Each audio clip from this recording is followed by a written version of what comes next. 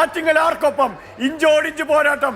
അത് 18-1 ആകുമോ 17-2 ആകുമോ അത് മാത്രമേ അറിയാനുള്ളൂ. 838 ഏറ്റവും ഒടുവിലത്തെ കണക്ക് 838. ഇനി എത്ര എണ്ണാൻ ബാക്കി? അതായത് 800-ന് മുകളിലുള്ള ഒരു ലീഡ് 823 എന്നുള്ളത് 838 ആക്കി വർദ്ധിക്കുന്നു.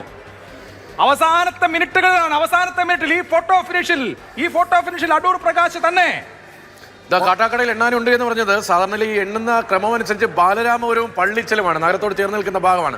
അതാണ് ഇനി എണ്ണാനുള്ളത്. 3 പേർക്കും സാധ്യതയുള്ള പ്രദേശങ്ങളാണ്. വേണ്ടി വന്നാൽ അടൂർ പ്രകാശിന് ജയിക്കാം. വേണ്ടി വന്നാൽ ജയിക്കാം. അടൂർ പ്രകാശ് വിജയത്തിനരികെയാണ്. കാട്ടാക്കടയുടെ ഏറ്റവും ഒടുവിൽ എണ്ണുന്ന ഭാഗം നേമം, കണങ്കോട്, അത് കഴിഞ്ഞ് ബാലരാമപുരം, പള്ളിച്ചൽ. അവസാനിക്കാൻ പോവുകയാണെങ്കിൽ ഇപ്പോൾ പള്ളിച്ചലും ബാലരാമപുരം ഒക്കെ ആയിരിക്കും. എണ്ണി കുറയുന്നു വോട്ടുകൾ. അറിയാനിരിക്കുന്നതേയുള്ളൂ. എണ്ണി കുറയുന്നു വോട്ടുകൾ. മണ്ടി കരയേറുന്നു വിജയത്തിലേക്ക്. അതാര് ഈ നിമിഷം പ്രവചനാതീതം ഫോട്ടോ ഫിനിഷ് നിലനിർത്തി സസ്പെൻസ് മാറ്റി വെക്കുന്നു ആറ്റിങ്ങൽ. എന്തൊരു തിരഞ്ഞെടുപ്പാണിത്. ദേശീയ തലത്തിലാണെങ്കിലും സംസ്ഥാന തലത്തിലാണെങ്കിലും എന്തൊരു തിരഞ്ഞെടുപ്പാണ്, എന്തൊക്കെ സംഭവങ്ങളാണ്. അടൂർ പ്രകാശ് 838 വോട്ടിന് അവസാന ലാപ്പിൽ മുന്നിൽ. ആറ്റിങ്ങലിൽ അടൂർ പ്രകാശ് UDF സ്ഥാനാർത്ഥി 838 വോട്ടിന് മാത്രം മുന്നിൽ എന്നുകൂടി പറയേണ്ടി വരും.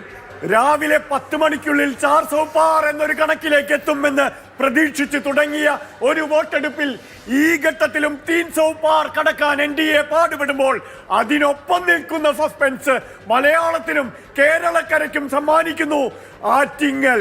ഇഞ്ചോടിഞ്ച് ഒപ്പത്തിനൊപ്പം കമ്പോട് കമ്പ് കോർക്കുകയാണ് അടൂർ പ്രകാശും വിജോയും. ആറ്റിങ്ങലിന്റെ അമരത്തേക്ക് ആര് വരും? അവസാനം കാത്തിരിക്കുകയാണ് കേരളം. ലീഡ് നില മറിയുന്നു. അടൂർ പ്രകാശ് നിലവിൽ 838 വോട്ടിന് മുന്നിലാണ്.